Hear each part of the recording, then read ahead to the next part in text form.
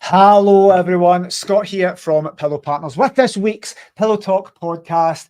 Guys, you know I always get excited when I do physical podcasts and interviews in the studio. And I am here with Davie Sneddon from SalesGeek. We're going to let him introduce himself. But firstly, I just wanted to say I love sitting in this chair. Our new podcast studio is fantastic. To you, it may just look the same as the last one, but there's lots of other stuff happening behind the scenes. And the team are working hard to make it even better. So some right nice areas to do these interviews. And now we've got Centre of Excellence set up here in Glasgow. We've got a great stream of people. But today, we've spent the day together discussing sales. It's only right that I share some of this man's fantastic experience with you. I want to pass over to Davie, the sales geek, and it's not me being derogatory. Davie, give us an introduction to yourself and your business, SalesGeek. Sure, thank you very much, Scott. I really appreciate your time today. So I really enjoyed it as well, discussing various different types of sales and strategy and all things business. So yeah, I'm Davie Sneddon from SalesGeek Glasgow. I've got a background in sales going back 25 years now.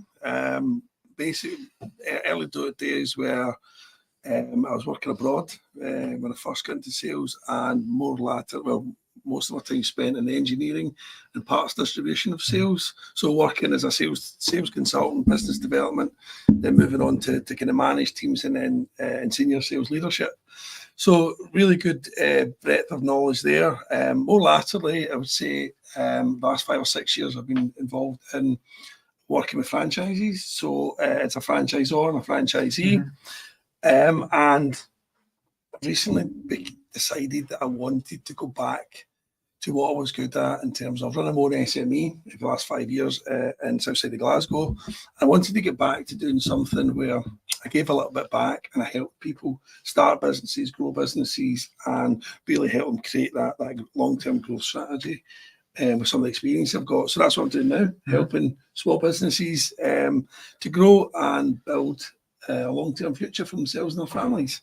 Perfect. And your efforts have been multiplied today because Davie's been in talking to us about sales, but that means that it's about all our franchisees. So our franchise network across the UK is going to benefit from Davie's experience in all the sessions we are going to be delivering together. So you're going to be helping 40 small businesses today. So that is good. So I want to get into, tell us a little bit, when I say sales geek, I don't mean that he is geeking. He's a sales geek. That's the name of the business. So tell us a little bit about SalesGeek, what it does. Will you help? Yeah, we're really cool with the terminology sales geek, because when it comes to everything sales, I am a complete geek when it comes to, I don't mind anything to do with commercials in a business. I'm all over it and I'm very geeky and passionate about it. So yeah, SalesGeek was started in Blackburn 7 years ago, and there are now 30 geeks like myself up and down the country. We're also got 5 franchises, master franchise in the US. Nice. So we're going global and hopefully some more countries this year. But SalesGeek are on a mission to change the way the world perceives sales. Now that's a big statement, but as we spoke earlier, sales can sometimes be a bit of a dirty word for people. People can be nervous about sales, maybe not like selling themselves or their business or what they do, but we try and help people to overcome that. And a bit like yourself, helping me overcome the fear of a camera in front of you this afternoon. But so some people are natural in front of a camera and just say, listen, I'll just record away. Some people are natural at sales and don't see it as sales. They just see it as talking, communicating, solving problems, identifying pain points, and adding value to people. And when it comes to the training we give our employees and our team at Pillow, sales is a word. Up until we met, I said we've zero sales training because I never wanted the word sales to be intimidating to any of our team and our franchisees. So it was, and I've deliberately moved away from the word sales. I was intimidated by sales. People think of sales, and because sales and marketing often get mixed up, but sales independently, people would say that's cold calling. I'd hate that, and I'd hate the rejection. People get intimidated, but sales is more than cold calling. Tell us a little bit about that. What is sales as a broader thing? Okay, sales is a broader thing. I think it's more about just being comfortable and confident in what you're selling. As long as you're doing it, everything, for example, that SalesGeek do is aligned with the Institute of Professional Sales. So it's about being able to sell yourself confidently, consistently, and ethically correct, and that's what we like to promote and support people to be able to do that and not to be scared or intimidated by it, and playing to your own strength and just being yourself, selling honestly, and giving the best value, as you mentioned earlier on, to your customers with your services. We've had a deep dive into sales today. It's focusing on our business, and there's lots of frameworks, templates. Anybody that does sales you'll know there's phone scripts, there's everything there to help and assist sales teams, business owners, entrepreneurs, employees, whatever, to deliver that best version of whatever they're doing. Templates, scripts have their place, but do you think when it comes to sales, people should not just follow scripts, but put a little bit of their personality into it? Yeah, 100%. It's got to be personable to you, your business, and your service, and being able to do that plausibly about you, and just be yourself. Just be who you are. Because at the end of the day, people buy off of people, and you buy something because of the way it makes you feel. So it's got to be honest, and you've got to come across in that way, and when you're trying to sell yourself or something. Because you can get free stuff online, you can get templates, you can get resources, and you can deliver scripts, but there's certain things we've noticed, even for us, and I'm not a sales trainer in any way, but there's noticed that when I could teach people to close hosts for property management the way I would do it, but that isn't the way I did it in the start, and that my approach works well for me, but probably doesn't work for the majority of my staff. So we can take fundamental things we know that works, principles from the tried and tested in town we know would work.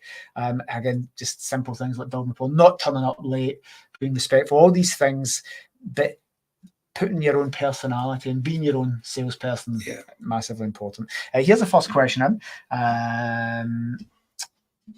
How did you get into sales? So that's a great question, Milo, because people want to be vets, they want to be architects. How and why did you get into sales? Was it accidental or strategic? Yeah, very, very accidental, actually. And we found that most salespeople, if you think, ask a salesperson, how did you get into sales? They'll fallen into that career and that path in some way. And certainly that rings true to me and most of the people at SalesGeek, to be honest. From my perspective, I wanted to go away. I ended up working in Greece for 5 years for a company. So I did 5-6 seasons over in Greece. When I was over there, I was obviously selling experiences, let's say, and trips and boat trips and stuff like that. And I sat down one day in the office, and there was a leaderboard, and they were explaining to me, okay, if you work your way up in the sales, you can get to the top, there's prizes. And I thought, right, okay, so I'm going to sell, get paid commission for it, and it's a leaderboard, so that brought out some competition in me. And I think that was my first experience of being able to do sales and executing it. Really, I just absolutely loved it. I loved the competition element. I loved the fact I could make more money out of it. So that was my first experience in sales. And then when I came home after doing that, that was my career path first, because it suited my personality, it suited what I enjoyed doing, competitive, outgoing, like talking to people. So that's what really kicked off my sales career. You say competitive and outgoing, and for people probably like yourself and me, I'm like, that leaderboard, that would inspire and motivate. But for some people, competitive and outgoing, and is all sales quite cutthroat when it comes to that? I'm thinking a car salesman and that leaderboard there, and is it a cutthroat industry, or is that just the way the films make it out to be? Yeah, no, that's the way it's perceived. And that's what we want to try and change, because it's certainly not. Sales, there's a place for sales people selling in every walk of life. If you walk into a room full of business owners, there'll be certain business owners that are comfortable selling, there'll be other business owners that are not. So it's just about being able to play to your strengths, and that's kind of where people like myself fit in, to be able to help that, bring that out of them, and give them that support and encouragement to be able to go and do that. To be there's certain things you need qualifications for in life. To be a vet, you need to have trained to be a vet, doctor, architect. But if you have a bit of passion, you can get into sales quite early on, jump into an organisation as long as you're providing value, and don't mean hitting targets, because that does sound quite high pressure. But if you can add if you can add more value to a company than what you're asking for in remuneration, you can. The reason I love sales as a career is you could make your own career. Somebody could come to me at Pillow and say, if I charge you X a day, I'll make you Y back. I'll make you 10 times back. If I get you a sale, I want 10, 20% of that. And it becomes self-funding. So for people that might not be going down an academic route and might not be saying, hi, I've got a management degree or I'm going to be a doctor, I think sales, and you'll find, I bet there's a lot more salespeople making a lot more money than there are. I've went to university for 4 years as well. So leads me on to the question of, if people are looking to get into sales and think, oh, it's like being property estate agents and trying those leaderboards, car salesmen, and you watch films like Wolf of Wall Street, etc., and it's unethical. People may be looking at that and put off for a little bit of apprehensive. What's some advice for people looking to get into sales? How would they start such a thing? Because I don't think they do a sales degree. Yeah, it's interesting because if you're going to look at that higher end, there is degrees that you can go and do in business economics and that sort of such, like they'll touch on sales. But in terms of that, there's so many different sales roles and business development roles out there where you can start with literally none or no experience. And there's so many good companies out there that'll start and build and train you and look after you and support you within that journey. Again, when I came home from being abroad, that's exactly what I've done. I joined a global business with virtually no sales experience, and it's trained me up. So there's lots of different routes into it, and we're obviously looking to try and promote and help that through what we do here at SalesGeek. Lovely. And by the way, guys, I mentioned that we get, if I look at LinkedIn and email and messages, always trying to get sold stuff all the time. I must get 30, 40 messages across my platforms a day. So much so, Ellen deals with all that for me, all the bombardment of sales stuff of, hi, I want to be your web developer, I want to sell you folk covers. It all gets ignored. But if somebody comes to me with a proposal and says, Scott, pretty much like David, Scott, I could add value to you and I will outperform any remuneration you're giving me. People can create their own jobs. People come to Pillow and say, Scott, if I help you get hosts, we have affiliate programs, but if I can get you a £5,000 booking, Scott, would you give me 10%? Absolutely we would, because you could sit at home getting those as a parent, as a mum, as somebody disabled, as someone that's anxious to go out into the workplace, anything you could sit and work and help us get hosts. Why? Because it's better than us paying booking.com. Our hosts would be delighted to get guests. If you can get us stuff, I'd much rather pay salespeople and individual people and small businesses to get us new properties on, to find our new franchisees across the UK. So it's a beautiful industry in the fact we leave that open-ended. When people come and say, can I get a job, Scott? Well, what are you going to do?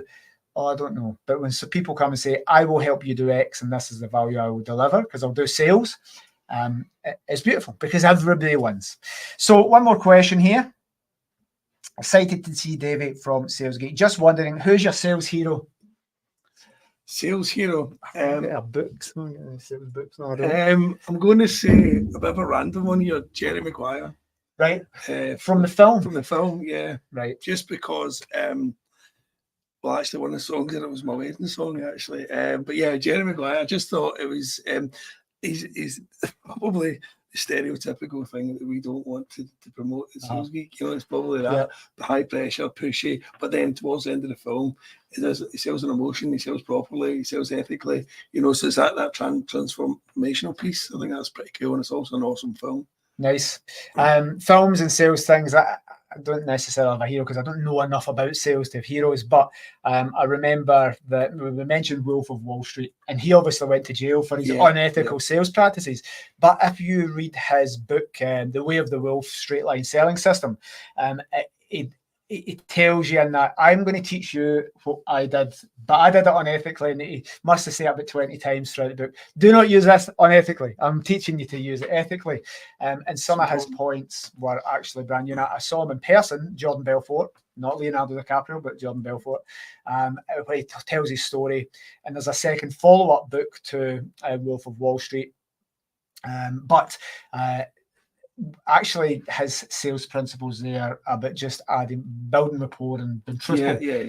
And it shows he taught those same principles at Stratton Oakmont and ripped people off and went to jail for it, for whatever it was he got charged with. But then he goes on to teach that ethically. So the same set of principles can be used right or wrong, for good or evil. I'm pretty sure if you're watching this, guys, you will see people using both of those types of sales. So, two more questions for me, and we will wrap up because we spent a long day together. And it's we've covered extensively the topic of sales and build a nice plan out. What's one tip for businesses out there? You can read books and watch podcasts. You can do courses, but what's for businesses? What's one simple, quick, implementable a word? I don't know as now. What's something that people can take away from this and implement quickly? Implement quickly. Yeah, it's just about being able to kind of have preset goals, whether it's annual, monthly, quarterly, whatever. If you've got your goals set out for the year, everybody knows what they're doing. Everybody knows what they're working towards. You know, the whole team's involved in that. Have that plan and sense check that throughout the month and the year, and being able to have a goal and a vision, and make sure you and your business is working towards that. That's probably the best way I can give you. Nice. By the way, guys, that's a super sensible answer. MD for sales that was watching, I think I'm going to get a tip from David. It's some magical secret sauce that means they'll be an overnight millionaire with no work and no experience and no money. And that's not necessarily the way the world works. People selling you courses and bullshitting you and selling you stuff online that would have you believe that that's the case. Hey, you don't need any experience. You don't need any work. Work for an hour a month and I'll make you a millionaire as long as you buy my X product. But the sensible advice of setting targets, planning, building your team, making that sensible, building a plan out, following it, holding people accountable is just solid advice. And that may not be remarkable to people, but it is to solid business owners that know their shit, because that's essentially what you need. So I'm going to come to the end.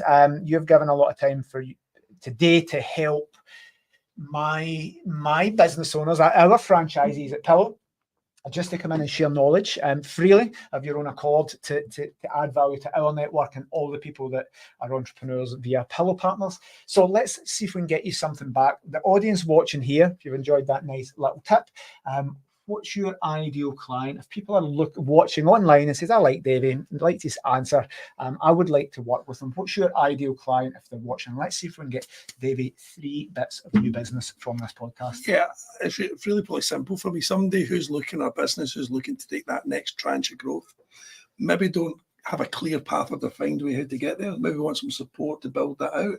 So yeah, somebody who's looking for the next part of growth, for the next phase of their journey. And by the way, guys, any sales thing, whatever it costs, you should get back multiple times over. So essentially, it's a free service. I talk about our property management services being free. People say it's 20%. It's not, because we'll make you more than 20% back if you use us. So when Davie's talking about adding more value than he would ever charge us, I instantly understood and resonated with that, simply because that's what we do. So anybody not wanting to invest in sales training or advancing their team or their skills, if they can afford the initial outlay, they're going to make that multiple times back. Cool. So I'll put Davie's details under here. Thank you very much for watching, guys. It's been a pleasure. This is a 15-minute snapshot. I've got to know Davie and his business and his skills and his ethics very, very well. So if you're part of the Pillow team, even our host, you'll be seeing some of what we are going to be doing together to get you guys more guests as hosts, to get our franchisees more hosts, and just basically building the business. And that all leads to us giving back to society and the charity side. That's what we are talking about. When we were talking about sales, it wasn't about numbers of properties and growth. It was linked to happy nights for guests was our target. And then each happy night that we have links back to social impact in the communities. So we're taking that sales conversation, we mentioned is it like intimidating and sales calls and cold calling? It was none of that. It was just basically about nice business growth that we can deliver social impact and doing a good job in adding value to our customers, which then in turn helps save lives in the community. And we've linked it back and made it non-aggressive, non-pushy. It's just aligning with our core values. And that's the thing. We think salespeople, is it pushy? Is it getting contracts signed? We've really just deep dive today about the core values of Pillar, the culture, and what we want to achieve. So thank you very much, David. Thank you for the viewers. If you didn't get a question answered because you didn't watch live and you're watching us on replay somewhere, please pop me a message or pop Davey a message. I'll put his details here. And guys, Davey's given his time today to bring you some content and some advice. If you have need of his services, please get in touch and I will vouch for him. He'll do a fantastic job. Cheers, guys. Thanks, guys.